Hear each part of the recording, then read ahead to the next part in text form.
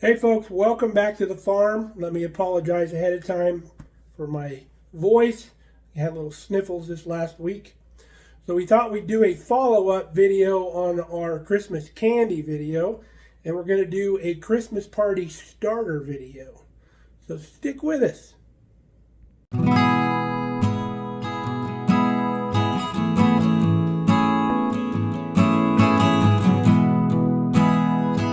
Now folks, I know I've been sick, so don't send me a bunch of hate mail while I'm cooking here. None of this food is leaving the house and we got nobody coming over. So this is for our own consumption. So we're not going to send it out and get a bunch of people sick by me touching all the food. So please save me the hate mail. So Christmas parties and dinner get-togethers are a really good memory in my family. We've always had lots of gatherings and stuff at our house growing up, and that was always fun having family and friends over. And we always made sure we had plenty of food and hors d'oeuvres and other stuff on the table. Sometimes these dishes that we're going to share with you would be appetizers, hors d'oeuvres, starters, whatever you want to call them. And sometimes we just have a party with all of these, like finger foods, and we do like a little gift exchange, a cookie swap, whatever. A few nice libations. But without further ado, let's get into this. Let's make some of these fantastic recipes. Our first recipe is our holiday meatballs. So in our bowl, we got 2 pounds of 80-20 ground beef. You can do half pork and half beef if you'd like, but we're doing all ground beef. And use the 80-20 because it's good to have a little fat in it. They stay a lot juicier. Don't use the lean if you can get away with it. And then we also got 2 eggs. We got a half a cup of crushed Ritz crackers, which is about a half of a long sleeve of those crackers. And then we got 1 teaspoon of crushed red pepper, 1 teaspoon of salt, 1 teaspoon of pepper, 1 tablespoon of garlic powder, and 1 tablespoon of onion powder. And we'll show you a little screenshot of this recipe before we're done here. So we're going to get in here. We're going to mix all of this up really well. Now, not everybody will go to the effort of making their own meatballs. A lot of people just buy the frozen meatballs in a bag. But I do not care for the texture or the flavor of those meatballs. I like to taste the meat. That's why you don't see a lot of fillers in this recipe, but there are some. But I've had people come up to me at parties and say, "Hey, man, what brand of meatball is that?" And I said, "The homemade brand." Now, after you get your mixture all mixed really well, preheat your oven to 350 degrees. Now, the easiest way I find to make meatballs is to use my disher. I dish out a good scoop, running it against the bowl to get it nice and tight. And then you'll find that there's a little bit hanging over the edges when you pull it out. And you just roll that up, make a little ball on the bottom, and then you can scoop your meatball right out onto your foil-lined cookie sheet and just keep doing that until it's all done. Got all of our meatballs made. Once you get them on the cookie sheet, I just roll them in my hand real quick to smooth the edges out. Be a good job for your kids to do. Get your kids involved. So now we're going to place these in a 350 degree oven for about 20 minutes. And you can see I like a pretty good sized meatball. I don't like the little tiny ones. I like to get a nice bite of meat when I eat these. You can make them smaller if you'd like, if you got a lot more people coming, of course. So we're going to get these in the oven. It's not important that they cook all the way through in the oven because we're also going to cook them a little bit in the sauce. So while those meatballs are in the oven, let's put the sauce together. So the sauce for these meatballs could not be any easier. Get you a jar of Heinz chili sauce and then a cup of jelly. A lot of people use grape jelly for this recipe, but I'm going to use our plum jelly. And remember, a half a pint is a cup, so it'll take this whole jar. We're going to throw it in our cooking vessel right here, mix it together, and warm it up. Get it to a simmer. Now, I got to warn you, don't make the same mistake I did one time. I got home and had the wrong sauce. The Heinz cocktail sauce comes in this same exact jar, same color, and they're usually sitting right next to each other. So make sure you have the chili sauce. So we've got everything in the pan. We've got it on low while we get this broke up a little bit. And once this starts getting warm, all this jelly will break up and this will mix together real nicely. See our sauce here starting to warm up. A couple tricks on the sauce. You don't have to use this sauce. You can use any sauce you like. Or what would be really good, check out our video on how to turn any jelly into a barbecue sauce. And that would work as well too if you don't have the cocktail sauce. Now, I usually would like to cook these meatballs in the barbecue. I used to cook them in my pellet grill to put a little smoke on them. But if you don't want a barbecue like me, it's 20 degrees outside today, and that's not going to happen. If you still wanted that smoke flavor, you could probably start with about a half a teaspoon of liquid smoke in this mix. It'll give you that good smoky flavor. Taste it if you want a little bit more. Put another half teaspoon. A little bit goes a long way though, so be careful. We pulled our meatballs out. We actually went 25 minutes. You want to make sure you cook them until the juices are running clear out into the pan. So we're going to get some tongs and we're going to put these over into our simmering sauce. Got our meatballs into our sauce. Now when you saw the meatballs on the pan, they may not have been done to your liking, but I assure you they are fully cooked. And we don't want to cook them to where they're dried out. So we put them in the sauce. Now they're not going to dry out in this sauce. So as they cook in here, you just want to come in here and kind of fold them over. And because they're nice and firm, they're not going to come apart in this sauce. And we're going to simmer this. The sauce is going to get thicker and thicker as we go. And then you'll see at some point, the sauce will start staying or coating the meatballs, kind of sticking to the meatballs. And that's when you want to shut her down and you're done. So we'll keep simmering and folding these into the sauce, and we'll show you when we're serving them up. And as promised, here is a shot of that recipe. So pause the video, do whatever you need to do. You can screenshot it, write it down, whatever. There you go, folks. Isn't that something you'd be proud to put on your holiday table right there? The sauce got nice and sticky, stuck to the meatballs.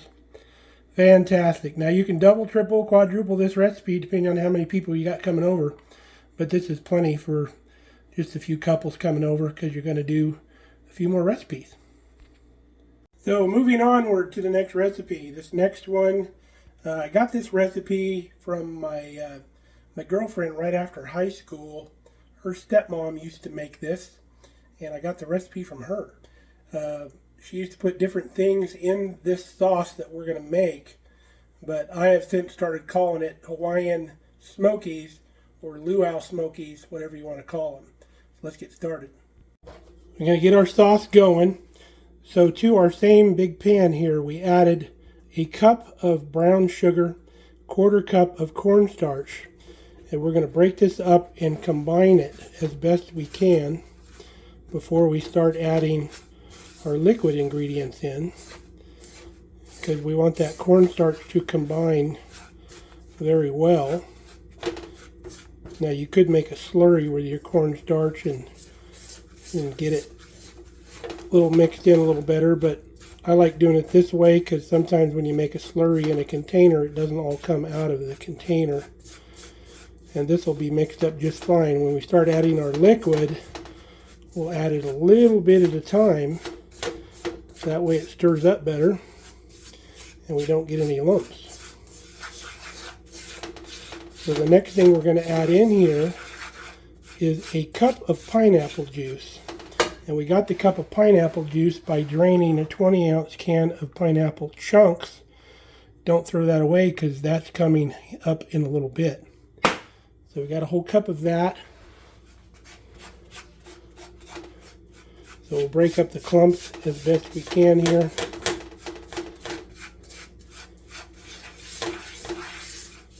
Don't have any heat on yet. Still a cold pan. So let's start adding our pineapple juice. We'll put about half of it in there to start with. Anytime you're mixing dry with wet, it's easier to start out with a smaller amount of the wet, and you'll find that it mixes a lot better. you ever tried mixing eggs into bread dough late in the game, you'll know what I'm talking about. So we'll continue to break up any little lumps that we have. You can see that if there's any lumps of brown sugar, they'll be really dark. The cornstarch is well combined into the mix.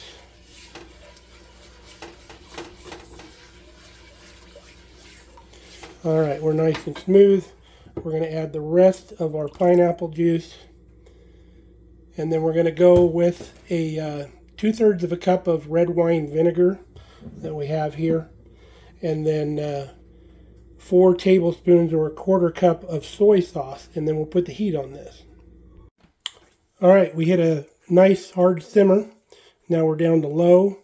You can see the sauce has cleared up and thickened. So the next order of business is putting in 2 packages of our little smokies. If I can do this one-handed. Get in there. There you go.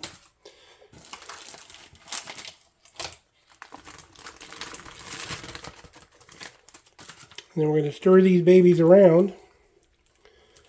We're going to continue to simmer these again, just like we did on the other recipe, until the sauce gets a little bit thicker and starts sticking to these.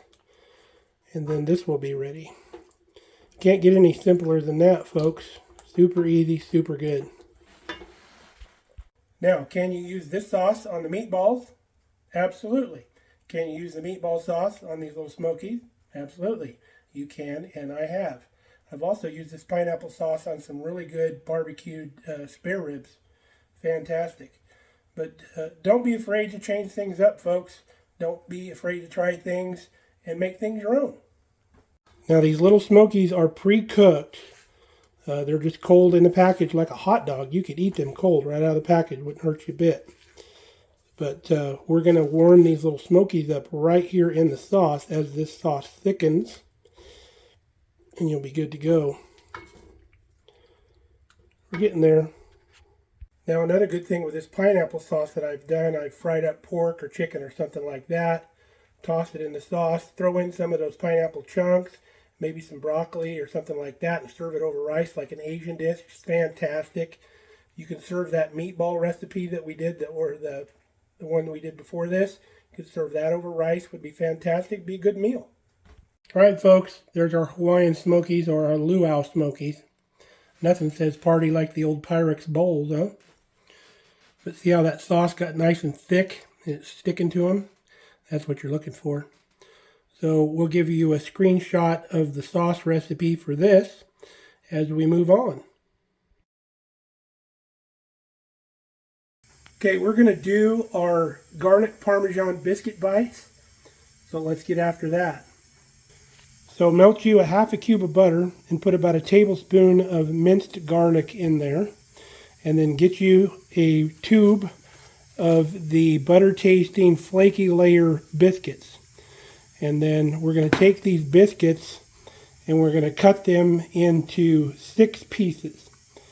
And then I sprayed my little knife here so the biscuits don't stick to that. And I'll use this knife just to cut through it 6 times. Well, actually 6 pieces, you only got to cut 3 times. So you're going to cut it into thirds. And then you take each piece and you throw it into the pot in here with the garlic. And we're going to stir it around. But we're going to cut them all the pieces first. All right, we toss them in the butter garlic mixture. You got to kind of fold it from the bottom. And then as you go, use your other hand and make sure they stay broken apart. Then get you a parchment lined cookie sheet. And we're going to spread those out to where they're not touching onto the cookie sheet. Got them on our parchment. We're going to put them in a preheated 350-degree oven for about 12 to 15 minutes, or till they turn golden brown and delicious. Now, while we're waiting, we take the other half of the cube of butter and we melt that just like we did the previous one. And we're going to put another tablespoon of garlic minced into that. And that will be ready when our biscuits come out of the oven. Got our beauties out of the oven. Look how pretty they look. Got our other half of a cube of butter. and the garlic in it. And we're going to come over all these and just give them a little touch. And then we'll show you what's next. Next thing we're going to hit them with is a little Parmesan cheese.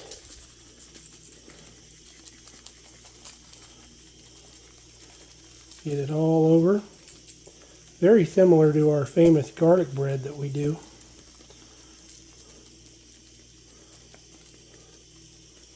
Alright, now that we hit it with some Parmesan cheese, let's get some parsley. Alright, all done. Now if you'd rather use basil on this, you could use some dry basil also. It'd be really good. Now a good serving suggestion with this would put a little cup of marinara with it, where you could use it for a dipping sauce, where they're super good just like they are right here. Now this next recipe might throw you off a little, but promise you it's really good. We're going to do some chicken gizzards. So at your store in your meat section you can find gizzards, and sometimes it's gizzards and hearts mixed together. Today we found hearts only, but that's fine. So we want to start with about 1.5 pounds of those, and if you do them in an Instapot or pressure cooker, the good thing is you don't have to thaw them out. Now if you don't have an Instapot or a pressure cooker, you're going to need to simmer these for a good 3 hours covered. I'm sure you're going to need to stir it every now and then to keep them from sticking, but you're going to have to cook them a good long time. That's the good thing about an Instapot. So we put our gizzards in the Instapot. We added a half of a onion diced up. We added a tablespoon of Italian seasoning, 4 cloves of crushed garlic, and we're going to do salt and pepper to taste.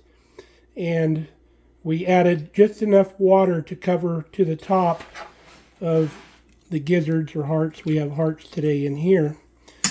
And then we're going to put the lid on this, and again we're going to pressure it at 90 minutes. And because the meat is frozen, it's going to take a little while to come up to pressure, but that's just fine. Now for you folks that like gizzards, a pressure cooker is a good hack for cooking gizzards, even if you're going to fry them. Cook them in a pressure cooker, get them nice and tender, and then bread and fry them, and you're really going to have a good experience there. Gizzards are pretty prevalent out here in the Midwest at a lot of the restaurants. You can order them off the appetizer menu. However, a lot of times when you get them, they're not pre-cooked. They just bread them and fry them, and they're like eating shoe leather. It's terrible. So if you've ever had that experience, or if you've ever cooked them at home and had the same problem, pressure cook them or cook them to where they're tender before you fry them. Alright, our chicken hearts have gotten done in the pressure cooker. We've transferred them into our pot here. You could actually do it in the pot here, but it's just easier in this pot. I love this pan.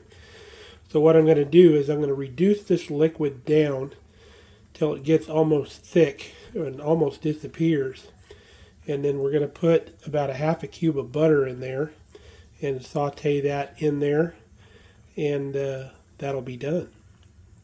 Now while we're waiting for those gizzard heart things to be done, I'll show you the recipe on that. Alright, we've reduced our cooking liquid down, you can see. Now I forgot, because we don't have the gizzards in here, I'm going to start with only 1/4 stick of butter. So we'll get that melted in there, and that's going to make a real nice thick sauce for those. Now my ornery uncle back in the day used to tell us kids these were rooster testicles, messing with us kids. So if you want to mess with the younger generation, I guess you can pass that on. So we'll get this butter melted, and then we got to reduce it down just a little bit more, and then we'll be ready. Now, as with the other dishes that we did, you want to cook this to where the sauce starts sticking to the pieces, and I think we're there now. It's plenty thick enough, so we're going to turn the fire off, and then we'll serve these up. All right, you want to adjust those for salt and pepper when you're all done. And we just added just a little sprinkle of Italian seasoning right on the top, just to finish it off. But that's what they look like. Now, when my mom would serve these, she'd put like a little toothpick container with toothpicks in there, so you could grab a toothpick and come by and poke one, put it in your mouth. So let's move on to the next recipe. Our next recipe is going to be our sausage bites. So in our mixing bowl here, we have 1.5 cups of Bisquick. We have 2 cups of cheese. You can use whatever cheese you like. I used half cheddar, half mozzarella. A 1/4 cup of Parmesan cheese, a 1/2 teaspoon of dry rosemary, and 1 teaspoon of dry basil. And to that, we're going to add a 1/2 pound of our good breakfast sausage that we make out of the pigs that we harvest here on the farm. And you want to cook that, but don't drain it. You're going to throw that in the mix, and once you get it all stirred up real nice, then you're going to add a 1/4 cup of milk. We're going to get all this stirred up. All right, stirred all the dry ingredients up with the cheese so we can combine everything really well. Then we're going to start adding kind of our wet ingredients. This is a little moist, so we'll dump all of our sausage in the mix. Got the sausage and the fat that came out of it. We'll stir this up, and then we'll stir the milk in with it. We've got it mixed very thoroughly. You want to mix it until you can start forming it into something where it starts sticking together. If it won't do that, add like a tablespoon of milk at a time until it will. Now we've got our disher out. This is our number 40 disher. You want these balls that you're going to make to be about 1 inch in diameter, and that's what this is. So we're going to start scooping this out and then putting it on our cookie sheet. We got parchment line on there so it doesn't stick. All right, this recipe makes a little bit over 2 dozen. So we're going to put this in a preheated 350-degree oven for 20 to 25 minutes or until they're golden brown. And then when you pull them out of the oven, you immediately want to remove them from the pan so they're no longer on the hot pan anymore. You want to go outside? Yeah? Yeah, I guess you do, huh?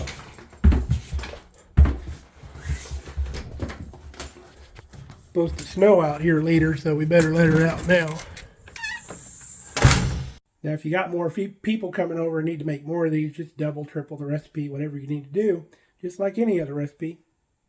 We'll give you a shot of this recipe now.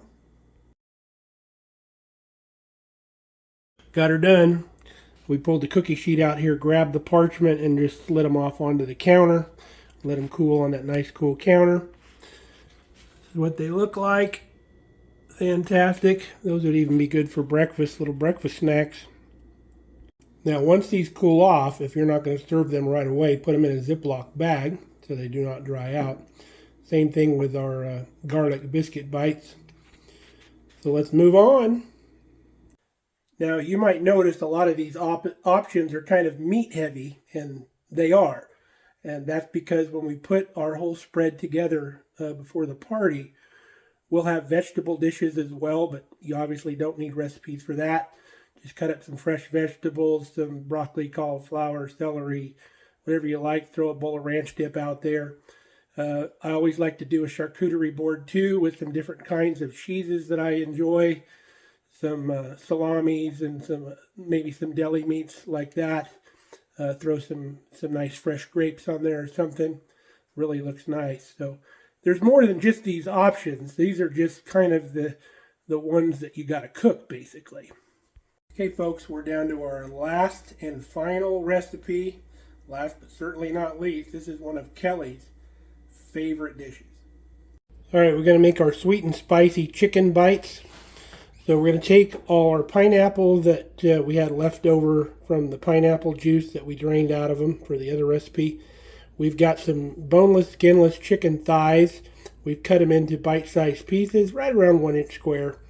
We've taken a pound of good smoky bacon, and we've cut our strips in half long ways.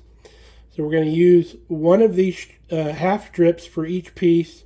We're going to grab a piece of chicken, we're going to put a chunk of pineapple on it, and then we're going to wrap it in a half a slice of bacon, and then we're going to put it on the cookie sheet. And when you're rolling these up, I do it in my hand. I don't do it on the sheet here. I'm just doing this as a example. Take your strip of bacon, put a piece of chicken on the end, put a piece of pineapple right next to it. Take the other end of bacon, wrap it all the way around, stretching it, and put it underneath. And then when you put it on the cookie sheet, the steam is on the bottom. And this is what they look like on the cookie sheet. We've got all of our pieces rolled up. You can see that one half of the bacon was wider than the other half, so they look a little cleaner. So when you serve these, maybe put these on the bottom and these on the top in your serving dish. So now that we've got them rolled up, we're going to season them very well with 2 parts brown sugar, 1 part chili powder. And we've mixed that up really well, and we're going to season all these up real nice. We've got them seasoned. Do not spare the spice on this, folks. Use plenty of it, pretty much everything that'll stick to it. So now we're going to go into a preheated 350 degree oven till that bacon crisps up real nice, and then we'll pull them out. Now how much you make of this recipe depends on what you run out of first, and you're usually going to run out of bacon first. So we're going to take the rest of our chicken and we're going to saute that up with a little bit of our leftover spice. And then we're also going to use our pineapple, because you can't use that fresh no more because you got chicken fingers all in it. And we're going to make some pizza topping for tomorrow. We're going to have a barbecue pineapple pizza. Sounds really good, doesn't it? In case you wanted to see our chicken pineapple mixture after it was done. Make up a little batch of pizza dough, folks. A little bit of pizza sauce and some mozzarella cheese. Put that on top with a little crushed red pepper. Oh man, that pizza is going to be phenomenal. Bonus recipe. Don't worry about me. I'm going to be slinging pizza for the rest of my life. The best pizza! All right, folks, after 30 minutes, we pulled them out. We baste them with whatever your favorite barbecue sauce is. We use Sweet Baby Ray's. Now they're going to go back in the oven for another 10 minutes. Look at those amazing little morsels, folks. Wouldn't you like to dig into one of those? Crazy good. So don't be sad, but we've reached the end of our Christmas party hors d'oeuvre video. We cannot thank you subscribers enough for all the support you've given us since we've started this channel. You probably noticed we didn't include a couple of the recipes because a couple of them are just so simple that you really don't even need to write them down. But if you remember, just a while back, I said we reached 3,000 subscribers. Well, we're already at 5. So you guys are definitely showing us the love, and we appreciate that. So until next time, stay safe, stay healthy. We love you guys. Come back and see us here on Mark Kelly Farm. We'll try to continue to do the stuff that you love. So Merry Christmas, and we hope you all have a Happy New Year too.